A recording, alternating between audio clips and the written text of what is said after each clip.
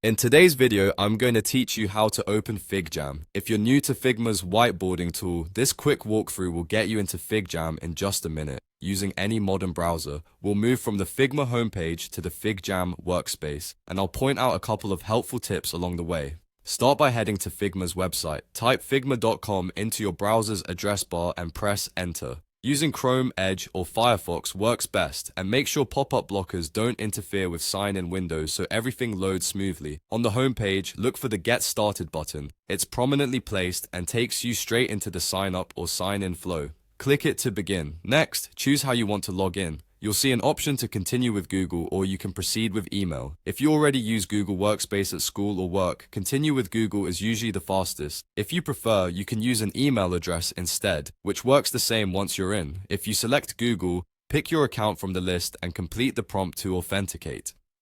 If you go with email, enter your address and follow the on-screen steps to verify and sign in. Either way, you'll land on your Figma home screen once authentication is complete. If you were already signed in from a previous session, you might be taken there immediately. From the Figma home screen, look toward the top right for the FigJam switch. Click FigJam to open the whiteboarding environment.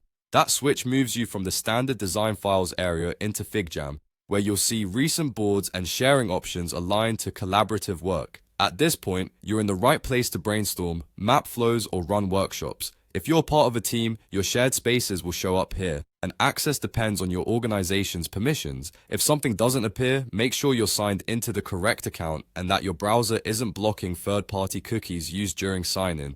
Also, if your company uses single sign-on, the Continue with Google option may redirect through your organization's login page. Just follow the prompts until you return to Figma. When everything's set, the FigJam view confirms you're in the whiteboarding area and ready to collaborate.